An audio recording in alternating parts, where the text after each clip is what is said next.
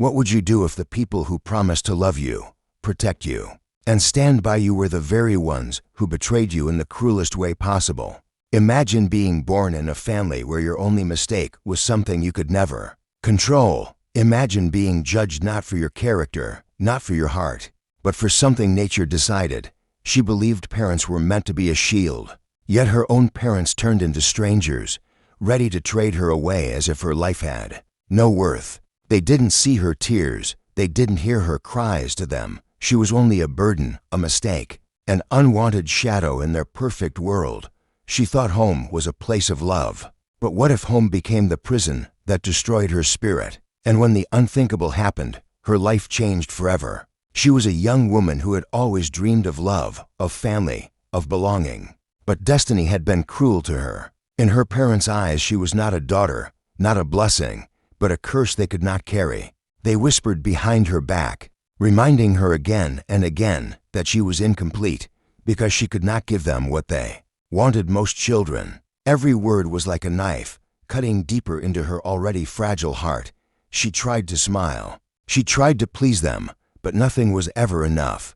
One cold night, as she walked past their room, she froze. Through the thin walls, she heard the words that shattered her world forever. They were not planning to guide her future. They were not planning to protect her. They were planning to sell her. Her blood turned cold, her knees weakened, and her soul broke into silence. Her body shook as those words echoed inside her head. Words that no child should ever hear from the lips of her own parents. She wanted to believe it was a nightmare, but the coldness in their voices proved it was real. That night she cried silently on her bed, pressing her face into the pillow so no one would hear the sound of her broken heart. She had always hoped that one day her parents would see her worth, that one day they would realize she was more than her inability to bear children. But that day never came. Instead, the next morning brought her darkest reality. Her father's stern face showed no mercy, and her mother's eyes carried no love. Without hesitation, they handed her over to strangers, people with greedy eyes and cruel smiles, exchanging her existence for money as if she were no more than a piece of property. She felt her soul tear apart as the weight of betrayal crushed her chest. She wanted to scream, to beg, to ask why, but her voice betrayed her, caught in her throat like shattered glass. No goodbye, no last embrace. Only the sound of coins clinking in her father's hand and the hollow silence of a daughter erased.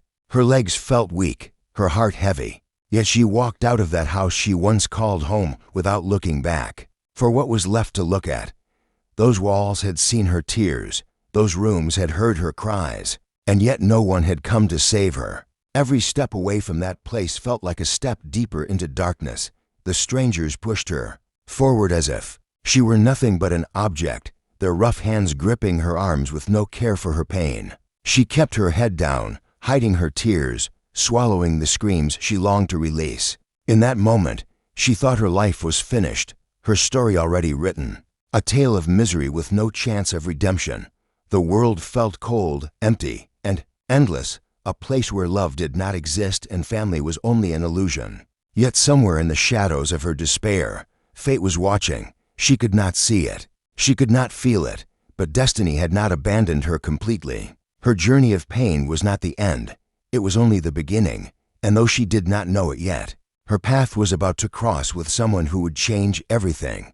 A man with his own scars, his own struggles, his own loneliness was waiting, unknowingly on the other side of her suffering. She thought she had been sold into a lifetime of misery, but destiny had prepared a twist she could never have imagined. And while her heart still bled from betrayal, a small spark of unseen hope had just been lit.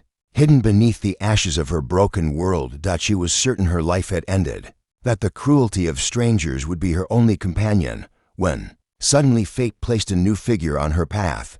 As the men dragged her through the dirt road that cut across the forest, a tall and rugged lumberjack appeared, carrying the weight of an axe on his shoulder and the quiet strength of a man who had fought his own battles. His sharp eyes noticed the way she was being treated, the harsh grip on her arms, the fear written across her face, and something inside him refused to let it pass.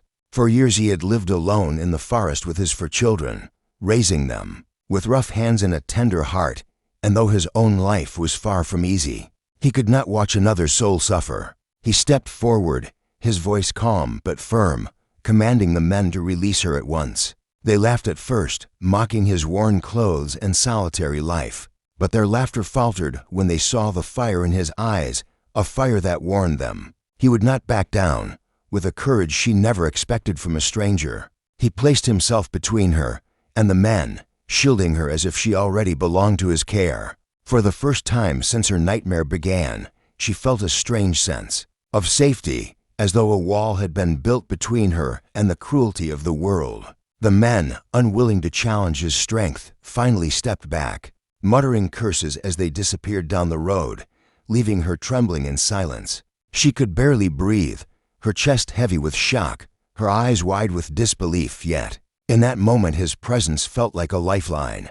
He looked at her gently, not with pity, not with judgment, but with kindness she had not seen in years, and he asked softly if she was hurt. Tears threatened to fall as she shook her head, though her heart screamed with pain.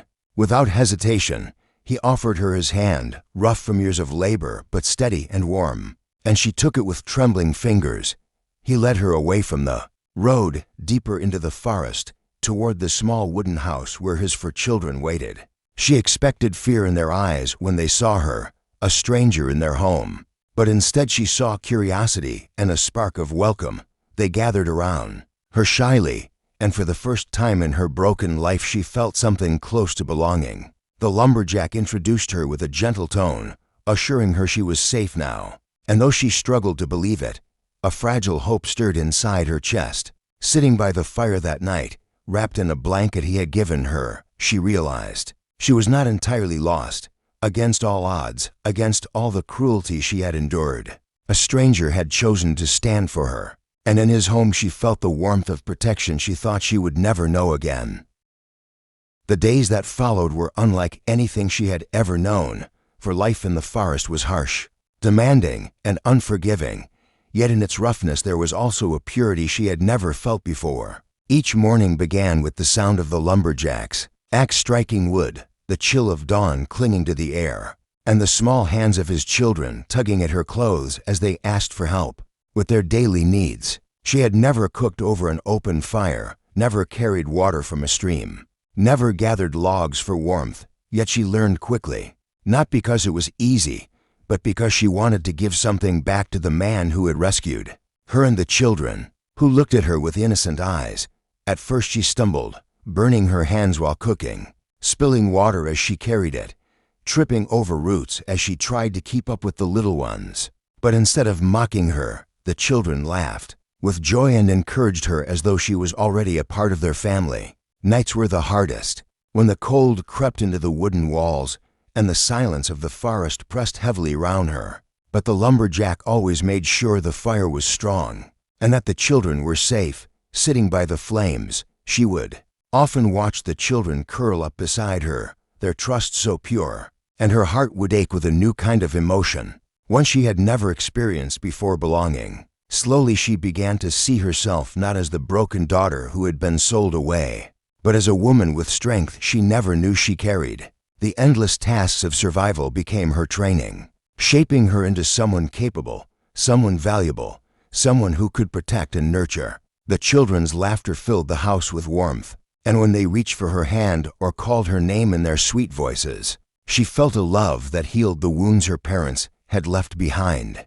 The lumberjack noticed her transformation, how her eyes no longer held only pain but a flicker of determination, and he treated her not as a burden but as a companion in the struggles of daily life. There were still nights when she lay awake, haunted by memories of betrayal, but each time one of the children nestled against her chest or whispered that they were glad she was there, those memories lost a little of their power. Slowly, she came to realize that family was not about who gave you life, but about who gave you love. Blood had failed her, but love was building her anew, piece by piece, in the quiet corners of that humble wooden home. And though she had no children of her own, the 4 little ones who clung to her had already begun to see her as their mother, filling her heart with a strength that no cruelty could ever take away again. One quiet evening, as the firelight flickered against the wooden walls, she gathered the courage to speak the truth that had haunted her heart for so long. With trembling lips and eyes lowered in shame, she whispered to the lumberjack, "I cannot give you children." For a moment silence filled the room, and she feared the same rejection she had once known. But instead he reached for her hand with a gentle smile and answered softly, "You have already given me more than I ever dreamed of. You gave me a family full of love."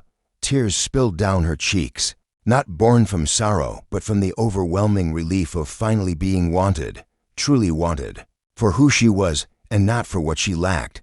In that instant she understood that what was once her curse had become her greatest blessing, and her broken past had led her home.